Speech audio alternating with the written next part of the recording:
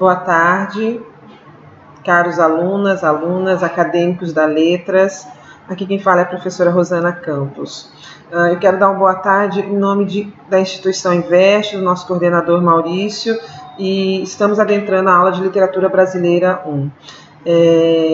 Em especial, quero falar o nome de cada um de vocês para vocês terem uma noção de quanto cada um é significativo para nós como ser humano, em nossas atitudes, em nosso cotidiano, e principalmente no momento que nós estamos vivendo de Covid-19, ampliadas as discussões mundiais. Desde o dia 17 nós saímos da universidade de aulas presenciais e nós estamos em isolamento, claro, não um isolamento de um ser humano, de leitores, de estudiosos, mas um isolamento social essencial e necessário para a nossa saúde. Eu quero dar uma boa tarde à Amanda, querida Amanda, a Daniel, nosso líder, a Diene, tá, que está conosco agora, nós estamos conhecendo, né?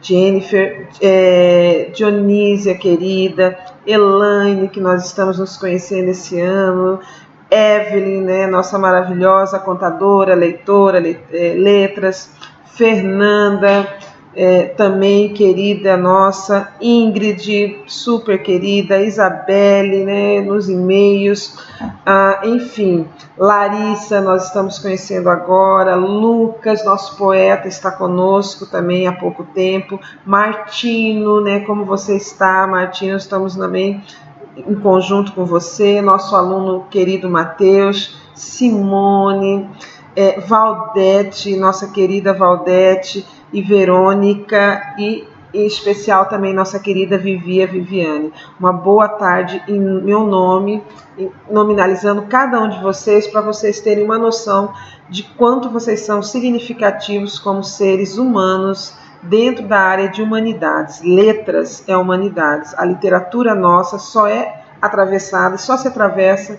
por essa palavra. Eu preciso primeiro me instanciar enquanto professor que está numa área de humanidades.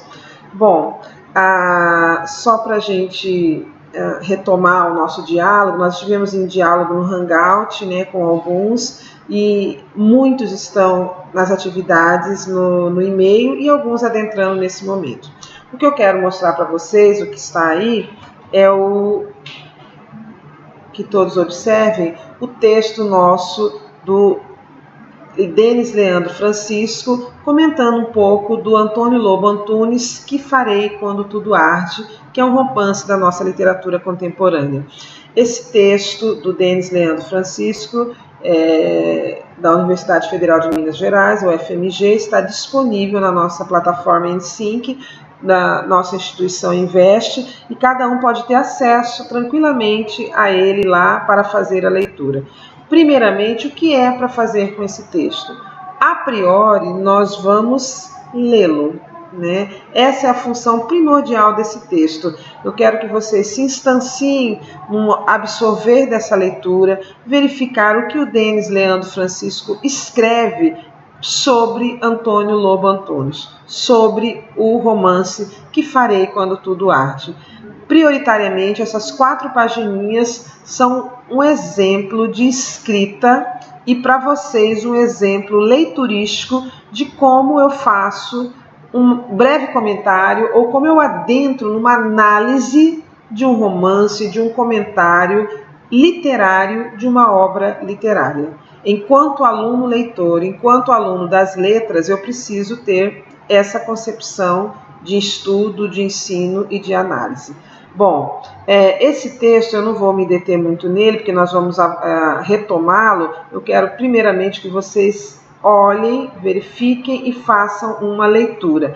Essa é a função desse texto, somente a leitura para que vocês absorvam.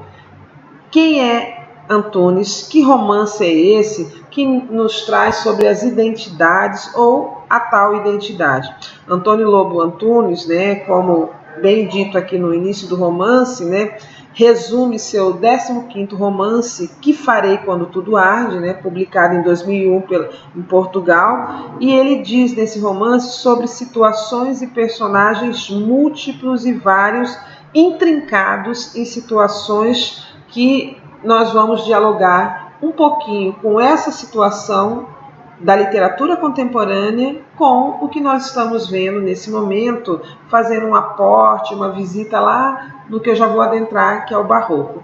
Como eu olho uma literatura contemporânea e como eu estudo uma literatura lá do século XVI para o XVII, tá? Só para reportar a esse iniciozinho, eu retomo aqui a leitura do início do nosso artigo, que diz o seguinte: quis escrever um livro sobre identidade, fazendo várias interrogações que se colocam de um modo especial num travesti. Isso é a fala do próprio autor sobre o seu próprio romance.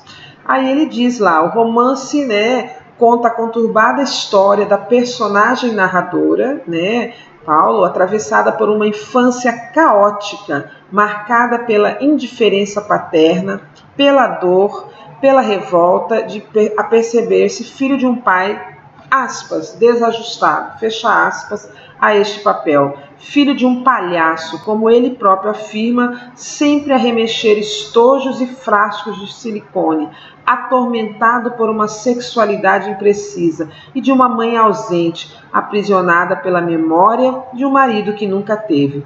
Carlos casou-se com Judite, uma ex-professora primária que no presente da enunciação é uma decaída prostituta de 44 anos, alcoólatra e solitária.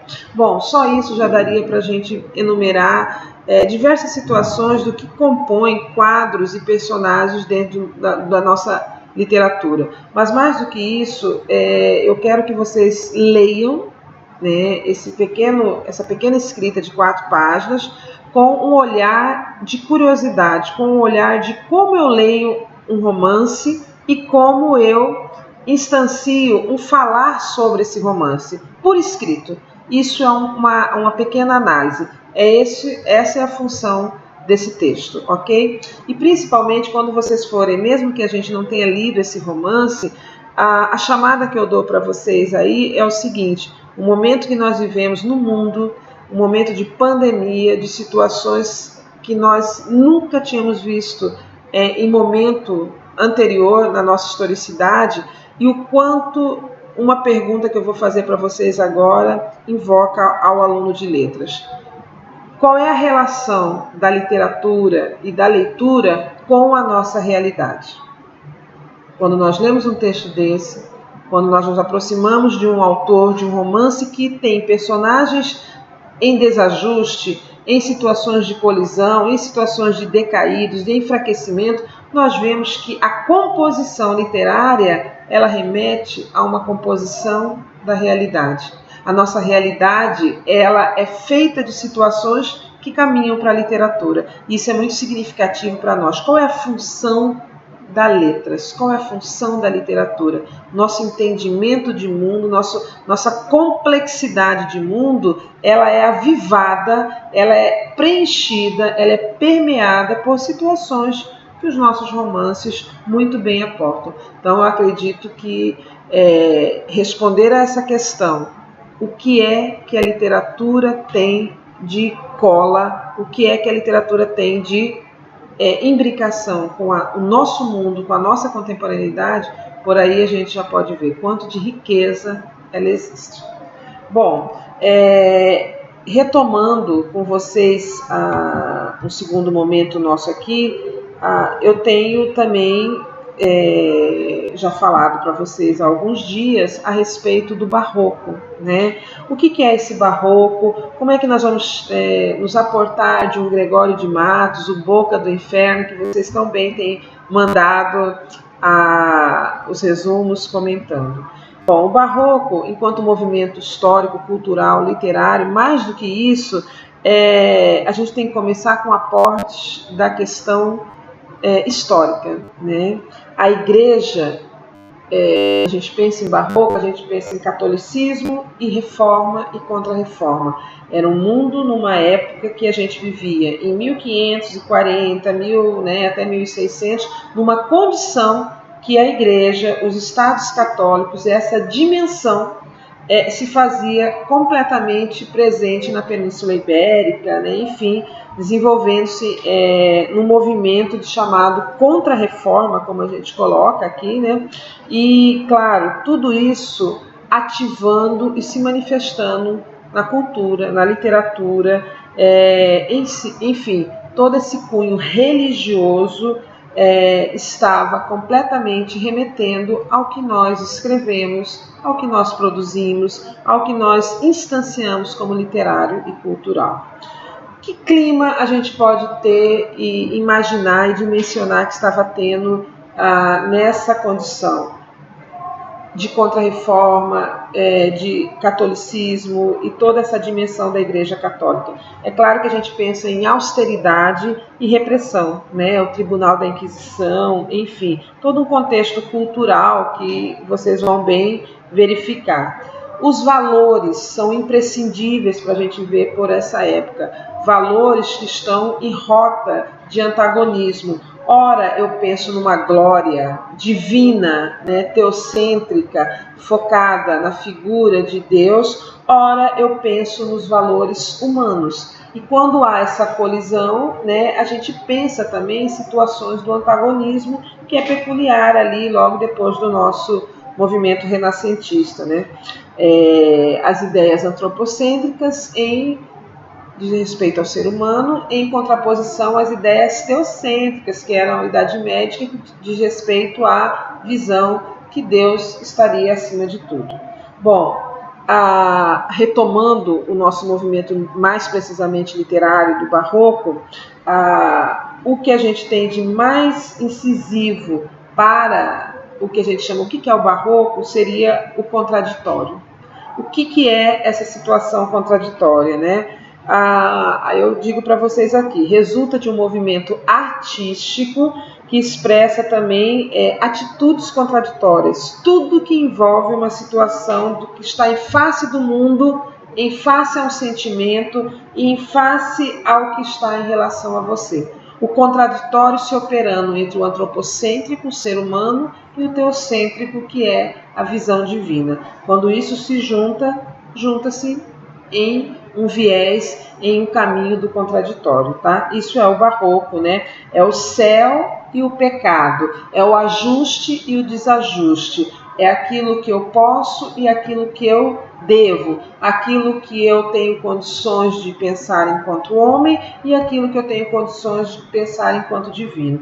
Essa é a condição, né, que a literatura barroca se faz culturalmente dizendo, situações contraditórias, tá?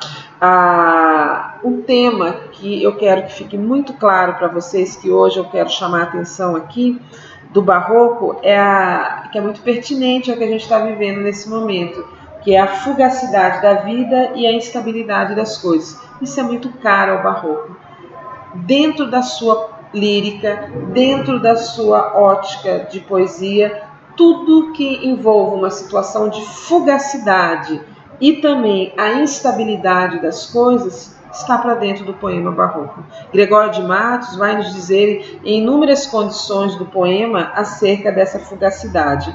É claro que eu quero assim, que vocês também percebam a questão da morte, como ela é expressada, né? O castigo, o divino, o humano, né? Eu vou ser castigado em decorrência do pecado. Essas dimensões adentram para a escrita barroca. Narração com efeitos trágicos, né?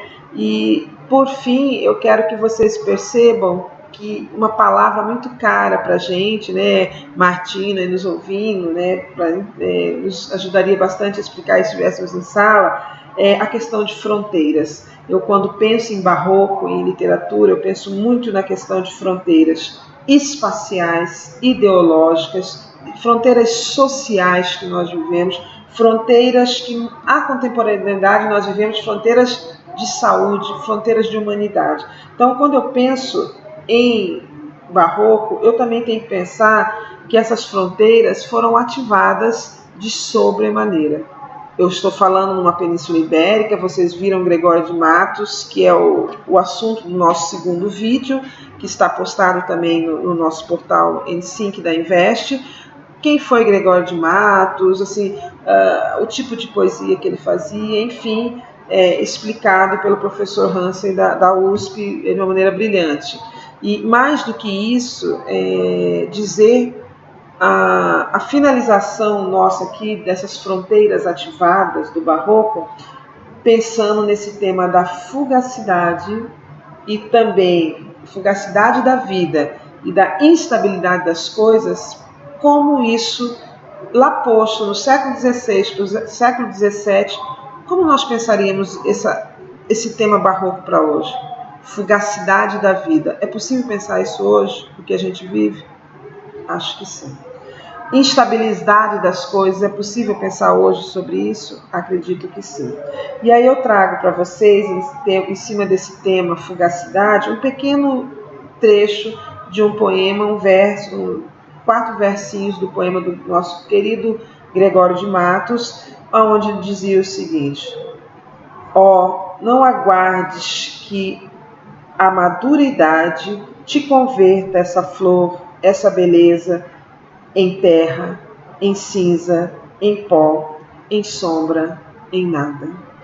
Quando Gregório de Matos compõe isso e diz para a gente que essa beleza, que não se converta em pó, em terra, em cinza, em nada, o que ele está nos colocando diante das vistas, diante de nós com o poema? A fugacidade da vida, a fugacidade da beleza, a instabilidade que ecoa pelo tempo, pelo corpo e pela vida, e que o poeta também nos coloca. Isso é barroco, é o contraditório, é trazer temas dessa fugacidade, né, dessa instabilidade que é tão contemporânea para a gente também.